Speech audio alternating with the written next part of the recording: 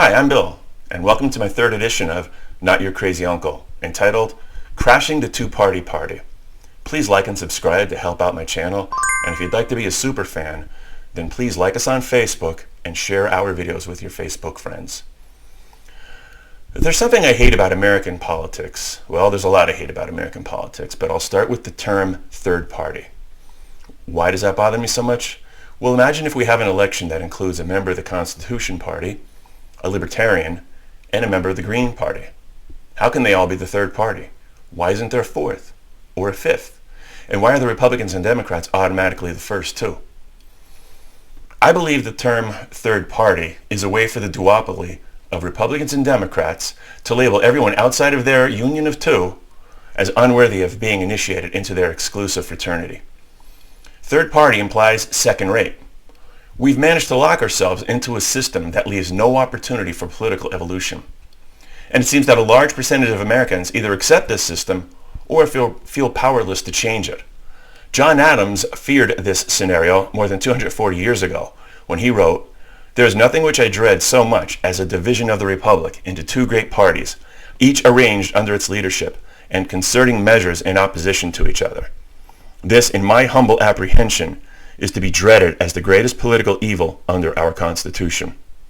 Before I continue, I'd like to be clear that I'm criticizing the political leadership and not necessarily the registered voters. If you naturally agree with your party's official platform, then we could agree to disagree on some issues. But I hope you at least question the motives of your leaders. The face-off between the two major parties reminds me of an epic battle of tug-of-war, where both sides dig in. Occasionally the momentum shifts slightly to one side, then back to the other, much like how we alternate between Republican and Democrat presidents. But there's really no measurable progress from either side. And there's nowhere else for any outsiders to grab a hold. It's time that we just cut the rope and send everyone flying. To me, the Republican and Democrat leaders are nothing more than opposite sides of a two-headed coin. They appear to be opponents, but you end up with the same results no matter how many times you flip this coin. Once you sift through the rhetoric, I see little difference between Mitch McConnell and Nancy Pelosi. During the 2016 election, I saw nothing to differentiate Hillary Clinton from Donald Trump. While I could provide several examples of how this system is grossly inefficient, I'll just use the issue of immigration as an illustration. Now, in episode number 7, I'll be talking about immigration at length, and I'll express my views about them. But for the sake of this example, my perspective is irrelevant. I'm just using this topic to make my point. Let's start with the Republicans, who publicly favor closed borders and limited immigration. Most also want to remove those who they perceive to be here illegally. How's that all working out? Is that big, beautiful wall that Mexico paid for completed? Have all the illegals been kicked out? Democrats state that they want to simplify immigration while also making it easier for those who are already here to achieve citizenship legally. Biden campaigned with the guarantee that he would reverse the xenophobic policies of Donald Trump, who, by the way, had deportation numbers quite similar to those of President Obama's last 3 years in office and considerably lower than Obama's first 5. Biden has been president for almost 7 months as the posting of this video, but little has changed despite alleging that he had a plan in place before taking office. Of course, Republicans don't have what they want because of Democrats. Democrats don't have what they want because of Republicans.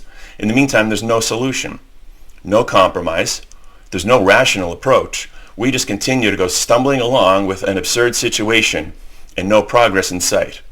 We have no open borders, we have no closed borders, we have no amnesty, we have no logical deportation tactics. The politicians keep pointing fingers at the opposition, and both sides keep getting re-elected as a reward for their incompetence. Now, don't get me wrong. I'm not implying that a compromise between the two parties is any better than a standoff. When you hear the term bipartisan, it sounds great, but watch out. It rarely means that the two sides came together for the benefit of the American citizens. The bipartisan support for the CARES Act was overwhelming. This was presented under the pretense of providing needed cash to the lower and middle class Americans to enable them to financially recover from the pandemic while boosting the nation's economy. But if you follow the money, you learn just how much our leaders care about the American people. Need more? Do a Google search on the infrastructure bill with the word pork added and check out the results. In my opinion, the ultimate abuse of power by the two parties under the guise of bipartisanship is the formation of the Commission on Presidential Debates, or CPD.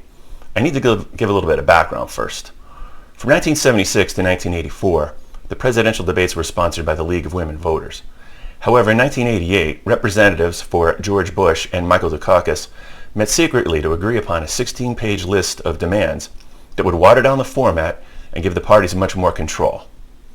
They presented their demands to the League of Women Voters 2 weeks before the first scheduled debate. The League refused to comply and immediately withdrew their sponsorship, claiming that to continue would help to perpetuate fraud on the American voter. As a result, the Commission on Presidential Debates took over. While they claim to be nonpartisan, the Commission is clearly operated by influential members of both major parties, and their bias is obvious. Those seemingly ridiculous demands from 1988 are now commonplace, and the current format is so contrived that it doesn't deserve to use the word debate in its title. Most importantly, parties from outside the duopoly are virtually locked out from the debates, even when they appear on the ballots in all 50 states. The CPD tries to appear reasonable by requesting that a candidate poll at 15% in 5 different national polls before being allowed entry. The problem is that it's nearly impossible for a candidate outside of the duopoly to gain these kind of numbers without receiving the exposure that the debates would provide them. Ross Perot managed to gain inclusion in 1992 as an independent, but he was a billionaire who spent tens of millions of dollars of his own money on infomercials and ads. And he received repeated exposure on Larry King Live because of his status as a billionaire. His poll numbers became way too high for the CPD to ignore, and they couldn't manipulate their way out of this one. After his successful appearance on the debates, Perot earned 18.9% of the popular vote.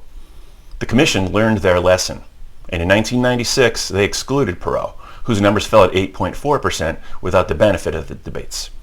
They have not included anyone outside of the duopoly since. While this policy is extremely unfair and unethical, it's not illegal. Several legal efforts to open up the debates have failed, including a challenge by Perot in '96. Additionally, Libertarian and Green Party candidates have been arrested while protesting the CPD's policy. Obviously, everyone who claims they're running for president shouldn't be included. To me, a logical qualification is for a candidate to be on the ballot in enough states to tally 270 electoral votes. Shouldn't anyone who could theoretically have an opportunity to win get the chance to speak to the American people as a candidate? Something needs to be done to change this situation.